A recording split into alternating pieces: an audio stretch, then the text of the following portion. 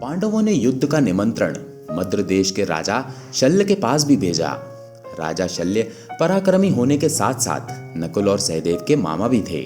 वे पांडवों के सहायतार्थ अपनी एक अछूती सेना लेकर चले, किंतु दुष्ट दुर्योधन ने मार्ग में ही उनसे मिलकर उनकी अनेक प्रकार की सेवा करके तथा चिकनी चुपड़ी बातें करके उन्हें अपनी ओर मिला लिया।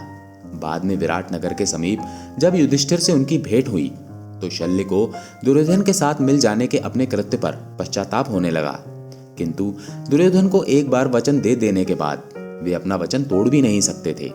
इसलिए युधिष्ठिर से वे बोले, धर्मराज, युद्ध में सहायता को छोड़कर तुम मुझसे कुछ और मांग लो। इस पर युधिष्ठिर ने कहा, मामा जी, जिस समय कर्ण और अर्जुन का युद्ध होगा उस समय आप हर प्रकार से कर्ण को हतोत्साहित करते रहिए। शल्य बोले, अच्छी बात है, मैं ऐसा ही करूंगा।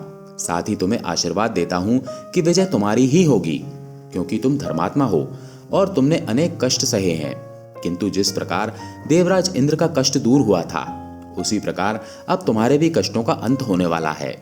युधिष्ठिर ने पूछा, तात, इंद्र को किस प्रकार का कष्ट हुआ था और कैसे उसका अंत हुआ था? शल्य ने उत्तर दिया, हे युधिष्ठिर, बहुत पहले त्वष्टा नाम के एक प्रजापति थे। उनको त्रिशरा नामक 3 सिर वाला एक पुत्र हुआ। वो तेजस्वी होने के साथ ही बहुत बड़ा तपस्वी था।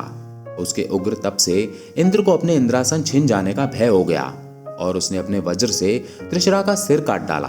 त्रिशरा का वध करने के कारण इंद्र को ब्रह्म हत्या का दोष लगा और वे इस महादोष के कारण स्वर्ग छोड़कर किसी अज्ञात स्थान में जा छुपे। इंद्रासन खाली न रहने पाए, इसलिए देवताओं ने मिलकर पृथ्वी के धर्मात्मा राजा नुहुष को इंद्र के पद पर आसीन कर दिया। नुहुष अब समस्त देवता, ऋषि और गंधर्वों से शक्ति प्राप्त कर स्वर्ग का भोग करने लगे। अकस्मात एक दिन उनकी दृष्टि इंद्र की साध्वी पत्नी शची पर पड़ी। शची को देखते ही वे कामांध हो उठे और उसे प्राप्त करने का हर संभव प्रयत्न करने लगे।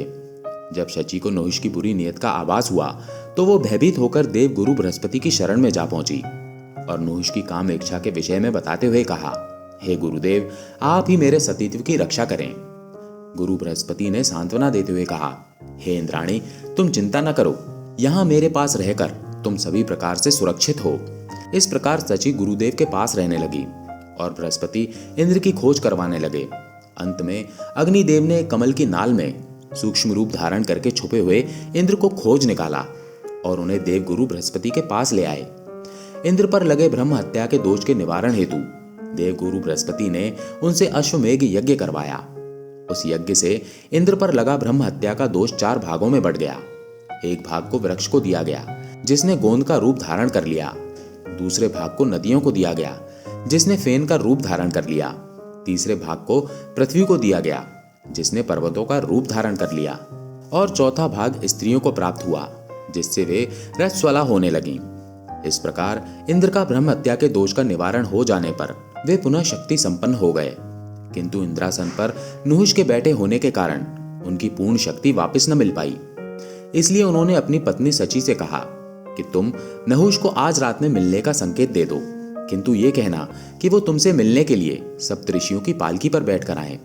शची के संकेत के अनुसार रात्रि में नुहुष सप्तऋषियों की पालकी पर बैठकर शची से मिलने के लिए जाने लगा।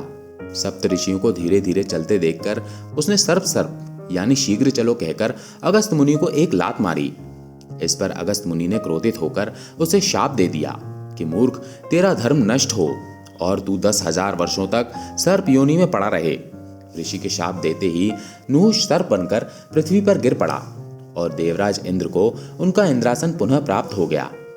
इसी प्रकार तुम भी अपना राज्य प्राप्त कर सुख भोगोगे। इस प्रकार युधिष्ठिर को अनेक प्रकार से समझा बुझाकर शल्य पुनः दुर्योधन के पास चले गए।